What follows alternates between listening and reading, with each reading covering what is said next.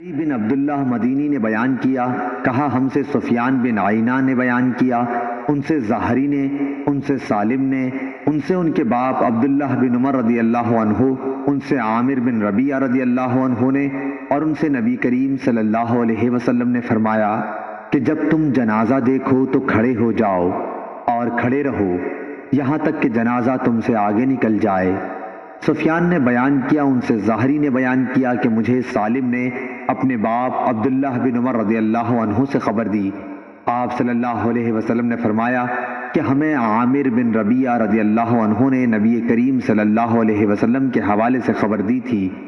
حمیدی نے یہ زیادتی کی ہے یہاں تک کہ جنازہ آگے نکل جائے یا رکھ دیا جائے۔ صحیح بخاری حدیث نمبر 1307۔ احمد بن یونس نے بیان کیا، ان سے ابن ابی ذئب نے، ان سے سعید مقبری نے، اور ان سے ان کے والد نے کہ ہم ایک جنازے میں شریک تھے کہ ابو ہریرہ رضی اللہ عنہ نے مروان کا ہاتھ پکڑا اور یہ دونوں صاحب جنازہ رکھے جانے سے پہلے بیٹھ گئے۔ اتنے میں ابو سعید رضی اللہ عنہ تشریف لائے اور مروان کا ہاتھ پکڑ کر فرمایا کہ اٹھو، خدا کی قسم یہ ابو ہریرہ رضی اللہ عنہ جانتے ہیں کہ نبی کریم صلی اللہ علیہ وسلم نے ہمیں اس سے منع فرمایا ہے۔ ابو ہریرہ رضی اللہ عنہ بولے کہ ابو سعید رضی اللہ عنہ نے سچ کہا ہے۔ صحیح بخاری حدیث نمبر 1309۔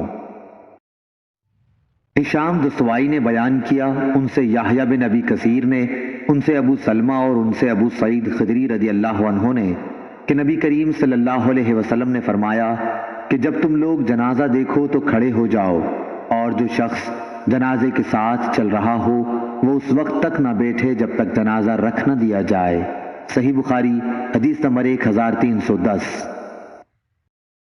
یحییٰ بن ابی کثیر نے بیان کیا، ان سے عبید اللہ بن مقسم نے، اور ان سے جابر بن عبداللہ رضی اللہ عنہ نے کہ ہمارے سامنے سے ایک جنازہ گزرا تو نبی کریم صلی اللہ علیہ وسلم کھڑے ہوئے اور ہم بھی کھڑے ہو گئے۔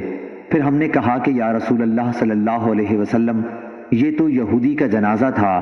آپ نے فرمایا کہ جب تم لوگ جنازہ دیکھو تو کھڑے ہو جایا کرو۔ صحیح بخاری حدیث نمبر 1311۔ عمرو بن مرہ نے بیان کیا کہ میں نے عبد الرحمن بن ابی لیلہ سے سنا، انہوں نے کہا کہ سہل بن حنیف اور قیس بن سعد رضی اللہ عنہ قادسیہ میں کسی جگہ بیٹھے ہوئے تھے۔ اتنے میں کچھ لوگ ادھر سے ایک جنازہ لے کر گزرے تو یہ دونوں بزرگ کھڑے ہو گئے۔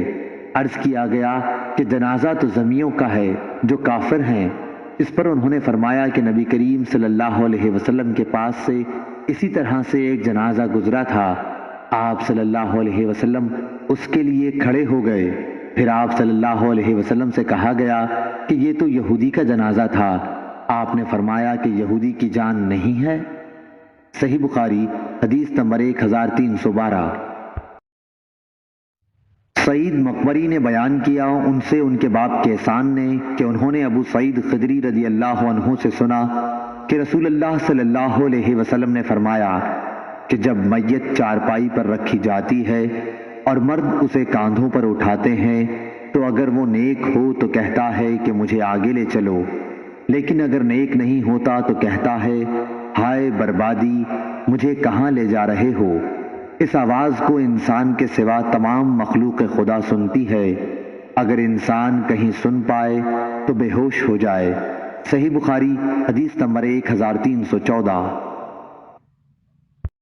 سفیان نے بیان کیا، انہوں نے کہا کہ ہم نے زہری سے سن کر یہ حدیث یاد کی، انہوں نے سعید بن مسیب سے اور انہوں نے ابو ہریرہ رضی اللہ عنہ سے کہ نبی کریم صلی اللہ علیہ وسلم نے فرمایا کہ جنازہ لے کر جلد چلا کرو، کیونکہ اگر وہ نیک ہے تو تم اس کو بھلائی کی طرف نزدیک کر رہے ہو، اور اگر اس کے سوا ہے تو ایک شر ہے جسے تم اپنی گردنوں سے اتارتے ہو۔